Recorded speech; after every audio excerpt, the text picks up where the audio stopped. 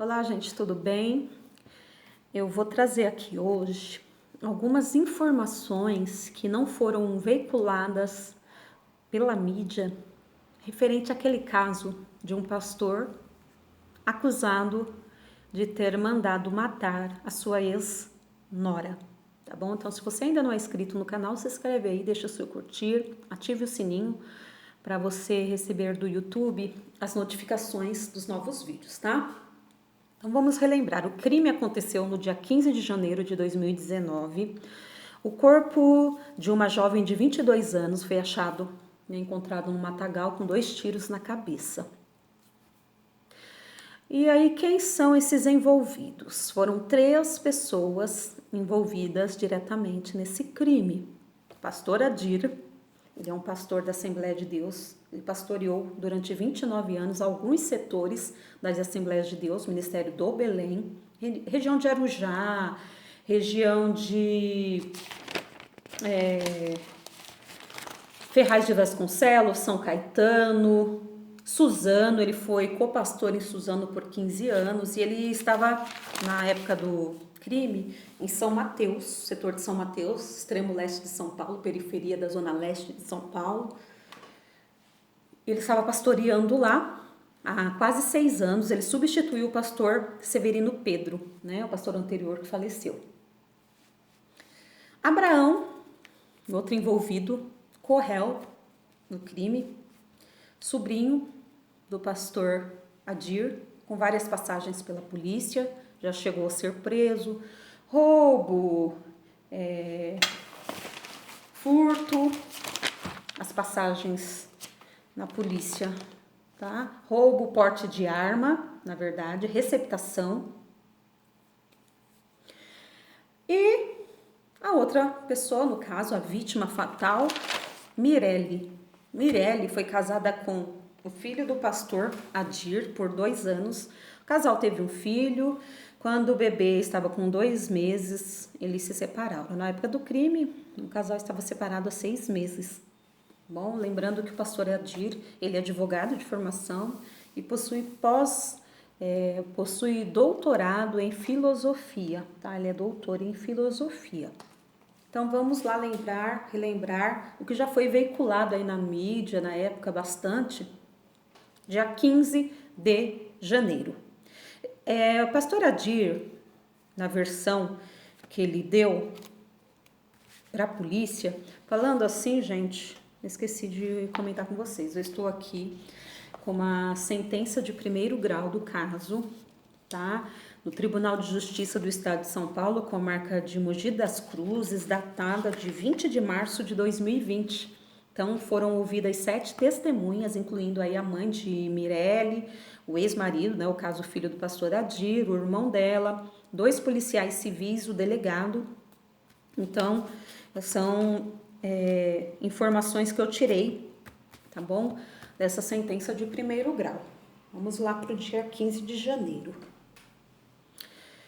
Adir alega que agendou uma reunião no Tatuapé e quem deveria estar presente? Ele, seu sobrinho Abraão e sua ex-nora Mirelle. E qual a pauta dessa reunião? O que eles iriam discutir ali? Eles iriam discutir a questão de uma abertura de uma academia. Então, ele, que já possuía 2 carros no nome dele, alugou um veículo lá na localiza do Shopping Tatuapé para ir para essa reunião. Abraão, acredito que não tinha carro, porque ele pediu o carro emprestado por um conhecido do bairro, pagou R$50, alegando que ele precisava levar a mulher dele para uma entrevista de emprego. Mirelle, provavelmente morava com a mãe, alegou que tinha uma entrevista de emprego e chamou um motorista de aplicativo, né, da Uber, até com destino a Paz de Barros, que é uma avenida lá no Tatuapé, e ainda avisou a mãe que ficaria alguns dias fora, iria fazer uma viagem para treinamento, alegou alguma coisa assim. Tá? Isso foi na parte da manhã, do dia 15. Então foram para esse encontro, para essa suposta reunião. Chegando no Tatuapé, Abraão não apareceu, o sobrinho. Então Mirelle entrou no carro do pastor Adir e os 2 juntos foram até o posto de gasolina na Ayrton Senna, num restaurante. Chegando lá, se encontraram com Abraão. Aí conversa vai, conversa vem. Eles decidiram que eles iriam para Santa Isabel fazer a aquisição, a compra dos aparelhos para academia. Nesse ínterim, Mirelle, por algum acaso, ela tirou uma foto da comanda, constando o nome do restaurante e mandou pelo WhatsApp da mãe. Eu acredito que ela percebeu ali alguma coisa estranha. Em depoimento, o ex-marido dela, o filho do pastor Adir, que foi testemunha, ele achou estranho esse contato da ex-mulher dele com o pai dele. Ele não achou comum. Não era uma coisa corriqueira. Mas ok. Então, eles alegaram, eles conversaram ali um pouco e saíram e foram com destino a Santa Isabel. Nesse trajeto, pastor Adir alega que Mirelle recebeu uma ligação do pessoal que eles iriam encontrar lá em Santa Isabel, falando que eles não poderiam mais esperar, ou seja, desmarcaram esse encontro. Aí o que foi feito, segundo Adir? Mirelle saiu do carro dele e entrou no carro do sobrinho Abraão. E aí o pastor Adir disse que voltou para São Paulo. E ok. E no outro dia ele foi contatado pelo pai de Mirelle, que comunicou a ele que Mirelle havia sido encontrada morta, assassinada lá em Mogi das Cruzes. Tá? Então, assim que se deu a versão aí do pastor Adir. Ok. Então, vou voltar lá para a cena do crime. O delegado, Polícia Civil ali, recebeu a informação de um corpo encontrado numa região, no matagal ali em Mogi das Cruzes. Eles foram até lá e perceberam que era uma jovem, ela estava quente ainda, uma jovem sem nenhuma identificação. Então, eles escolheram as impressões digitais da vítima e conseguiram identificá-la. E ficaram sabendo que estava lidando com Mirelle Peixoto Souza. Com essa identificação, eles conseguiram localizar a família de Mirelle. Então, a mãe da Mirelle e o irmão foram até a delegacia. E na delegacia, os investigadores conversando com eles, ela falou, minha filha saiu com uma entrevista de emprego, ela falou que ia ficar alguns dias fora. Eu penso que a mãe dela nem passou nada pela cabeça, porque a filha saiu e falou que ia ficar alguns dias fora, e era no mesmo dia, né, que o corpo foi encontrado, o dia que ela saiu de casa.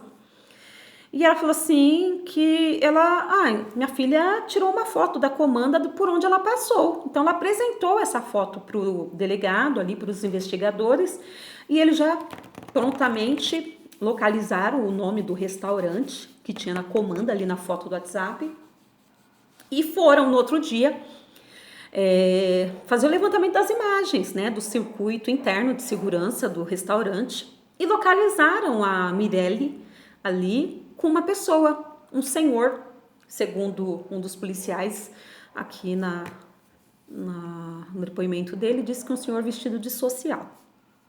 O que eles fizeram? Os investigadores entraram em contato novamente com a família e pediram para eles ir lá, né? E foram lá, mostraram as imagens para a família. E aí eles identificaram, esse daí é o Adir, é o ex-sogro dela, é o pastor. E aí perceberam pelo horário da saída deles do restaurante, do posto, e até quando o horário que encontraram o corpo dela era um período muito próximo e o corpo dela estava quente, ou seja, fazia pouco tempo que ela tinha saído de lá. Então, chegaram à conclusão que os últimos que tiveram contato com Mirelle foi o pastor, né? O pastor Adir e o sobrinho dele, Abraão. O Abraão, depois que a polícia desvendou aí o mistério, o crime, fugiu, está foragido. O pastor Adir está preso. E o pastor Adir até tentou responder em liberdade, mas como assim foi um crime grave, né? Ele está preso. Então, no depoimento do irmão da Mirelle, ele fala, ele estranhou esse relacionamento. Se você assistiu a imagem da época, ela parecia bem à vontade ao lado do pastor Adir. Silvana, ok. Mas me fala uma coisa, por que que o pastor está sendo acusado de ter mandado matar a nora. Ele optou, no depoimento formal, em ficar em silêncio. Porém, em depoimentos de forma informal, um policial civil disse que ele alegou o quê? Que ele estava sendo... ou seja, que a Mirelle estava causando problemas no casamento dele. A Mirelle estaria acusando a esposa Alda, a esposa do pastor Adir, de ter acabado com o casamento dela com o filho deles. Então ela acusava isso. E outra coisa que não veio, né, à tona aí, a motivação, quem deu esse depoimento foi a mãe de Mirelle.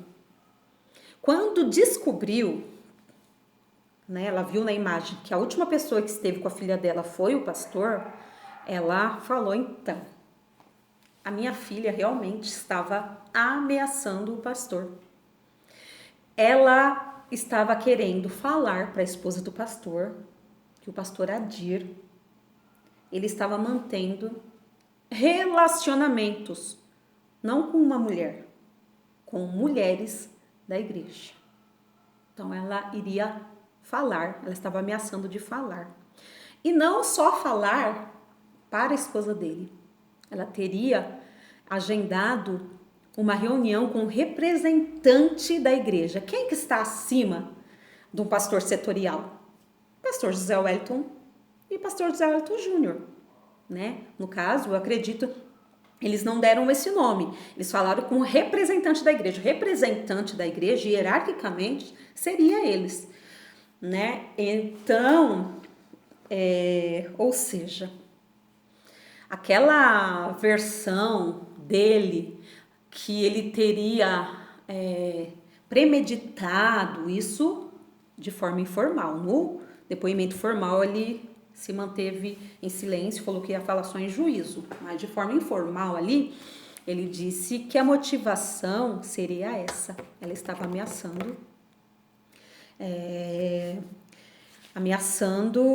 colocando o casamento dele em risco, mas não disse nada das mulheres. Quem disse das mulheres foi quem? A mãe de Mirelle.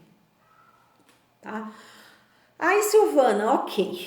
Onde ele tá? Já foi julgado? Não foi? Antes de eu falar disso, eu quero mostrar para vocês que o crime foi dia 15, dia 16, tá toda a questão da investigação e tal, mas no dia 23, 8 dias depois do crime, a Confradesp, que é isso?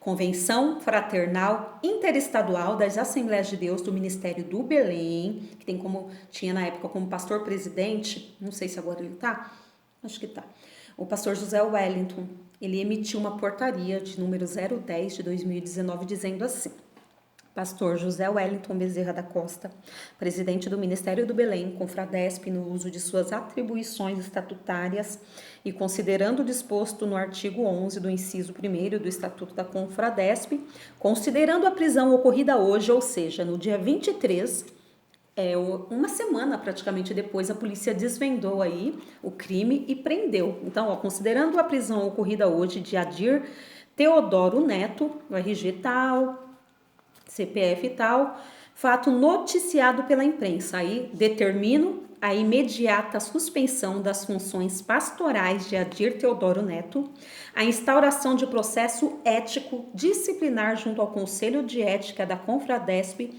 visando o desligamento e exclusão do mesmo dos quadros de membro desta instituição.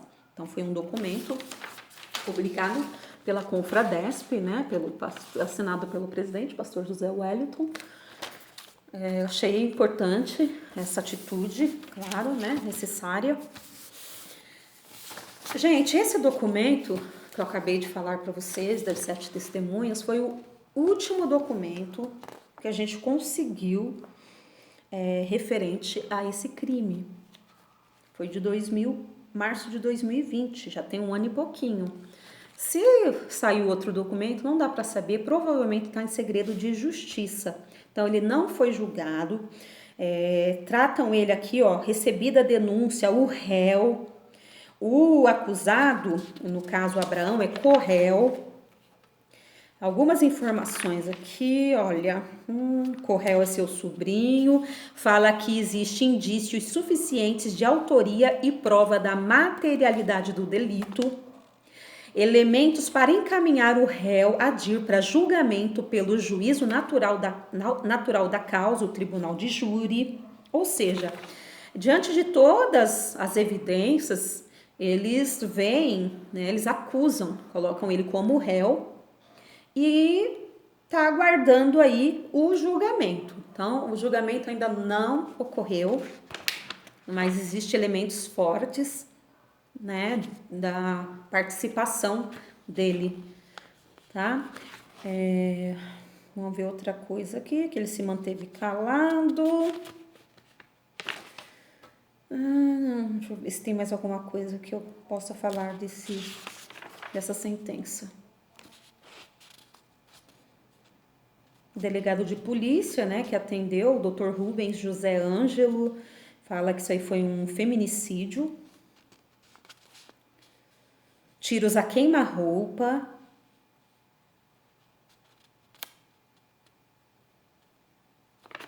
Vamos ver aqui.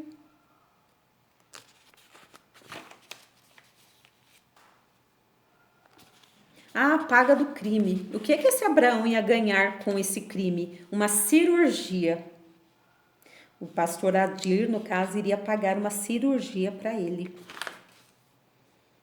Então, levaram ela até lá, no matagal, e a executaram. Ele diz aqui que quem arquitetou o crime foi o pastor e quem executou foi o sobrinho dele. Então, a existência de fortes indícios de autoria por parte do acusado. E fala que a versão defensiva, no caso da defesa do pastor, não encontra o mínimo de respaldo em qualquer elemento de prova, ou seja, não tem valor, não foi levado em conta, não. Que os indícios de autoria são veementes. E tem o agravante, ocultação de cadáver. Uma vez que o local onde ela foi encontrada, um matagal próximo de uma estrada, isso indica uma ocultação. Então tem esse agravante aí. Então, termina assim. Assim, sem analisar com profundidade a prova, a tarefa esta que cabe aos jurados, entendo que estão presentes indícios de que o réu Adir seja o autor do crime, resultando no fato de que deve ser conduzida a julgamento pelo tribunal do júri. Tá, gente? Então, é isso. O que eu trouxe de diferente, que não tinha sido veiculado, porque muita gente falou aí na mídia, será que ele estava tendo um caso com a nora, isso e aquilo? Então, nada foi, nessa sentença, nada foi falado de relacionamento amoroso entre sogro e nora. O que foi colocado aqui de diferente, que eu falei que ia passar aqui para vocês, foi essa suposição, né, acusação que Mirelle teria falado para a mãe de que o pastor estaria tendo relacionamento com várias mulheres da igreja. Então isso aí o amedrontou, porque, para quem não sabe, casos extraconjugais envolvendo pastores, eles não podem mais pastorear, né? Além de serem disciplinados, excluídos, eles não podem mais voltar a pastorear. Gente, conclusão. Alguns apontamentos aqui que eu quero fazer. Eu trouxe esse assunto aqui no canal porque, para quem me acompanha, sabe que eu trato de pentecostalismo e mais especificamente Assembleia de Deus. E mais especificamente ainda que é do Ministério do Belém, a igreja que eu congrego desde o meu nascimento, Ministério do Belém. E foi vinculado aí muitas informações desencontradas, e como eu tive acesso a esse documento do Tribunal mesmo de Justiça, eu falei, vou levar lá no canal, dar uma atualizada no caso, né? Quando tiver o julgamento, a gente vai acompanhar para trazer para vocês. Mas onde eu quero chegar com isso? São vários vídeos no canal onde eu falo dessa questão da escolha de pastor na Assembleia de Deus, o modelo eclesiástico de governo que é o episcopal. Esse pastor lá na Assembleia de Deus de São Mateus, ele não foi votado, não foi eleito por ninguém. A igreja, os membros, milhares que tem ali, é um setor grande, não escolheram esse pastor. Ele foi empossado ali pelo ministério, no caso, o pastor José Wellington, sem a escolha.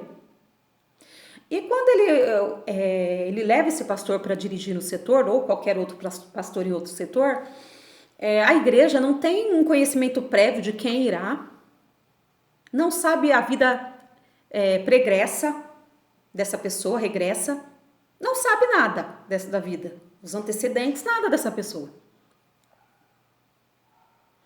E no caso, ele tinha um bom currículo, mas não foi escolha do povo.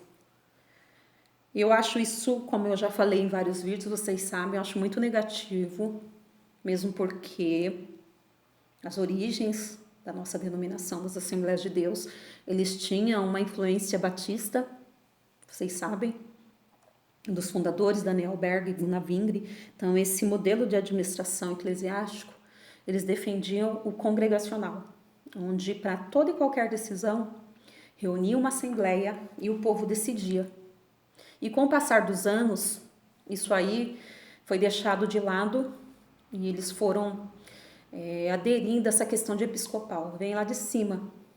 E uma outra questão, ele não estava exercendo mais outra função. Essa questão de academia, eu acredito que, primeiro que eu acho muito estranho, vai lá uma crítica, assim, pensando em Assembleia de Deus, né? O pastor tem tanto trabalho numa igreja, está pensando em em trabalhar fora, uma outra função. E academia, vaidade, corpo, narcisismo, nossa, não orna, né? Mas tudo bem. Eu fiz até um vídeo aqui no canal, tem aí, onde eu relacionei o caso da Flor de Lis com o dele. Onde o ministério tem mais valor do que uma vida. Por isso que eu relacionei os dois casos. Ele teria mandado matar a nora para não perder o casamento e para não perder a posição. Posição essa que faz bem, alimenta o ego dele, alimentava o ego dele e alimentava também a vida financeira, que era onde ele recebia salário. Isso vindo à tona, a Mirelle falando para a esposa dele, ia acabar o casamento dele e ele iria perder também o pastorado e um bom salário que eles ganham, fora as outras coisas, né? Presentes, influências. E ele achou que, né, como advogado, penso eu, que ele conseguiria executar um crime perfeito. Mas por algum motivo, a menina tirou aquela foto. Não há nada oculto que não seja revelado, né? Não adianta. Minha mãe sempre fala essa frase, esse versículo. E realmente, não adianta. Não existe nada que você faça em oculto que não venha à luz revelado. E isso aconteceu. Então fica aí mais um desabafo meu dessa questão de escolha de pastor. Porque se a igreja tivesse escolhido esse pastor e acontecido o que aconteceu, é uma coisa. Agora, acontecer isso, sendo que nem foi eles que escolheram, é outra coisa. Né? É um caso bem complicado para você que não é evangélico, tal, pode se escandalizar. Só te digo uma coisa, parábola do joio e do trigo. Não, arranca do meio esse joio. Não, se arrancar o joio vai sair o trigo junto, deixa aí. Então não é surpresa pra gente. Pelo menos eu não vejo pastores como santos perfeitos. Não, irrepreensíveis, não. Todos têm seus defeitos. Outros se deixam levar pela ganância, né? E acaba errando, pecando. E para cobrir esses erros, que trarão prejuízos, acabam cometendo erros mais graves, né? Para não perder essa posição. Tá bom, gente? Então, para concluir o vídeo, eu falo para vocês que eu estou acompanhando o caso. Assim que tiver alguma novidade, eu trago aí para vocês. E se você ainda não é inscrito no canal, se inscreva aí no canal, deixa seu curtir. Ative o sininho para você receber do YouTube as notificações dos novos vídeos. E alguma dúvida, se não ficou claro eu falando aqui, porque são tantas informações, eu tentei sintetizar. todas essas informações para vocês. Aí deixa aí nos comentários, tá? Se você conhecia a família dela ou a família do pastor, deixa aí, tá bom? Pra gente compartilhar e as coisas ficarem bem claras, tá bom, gente? Até o próximo vídeo.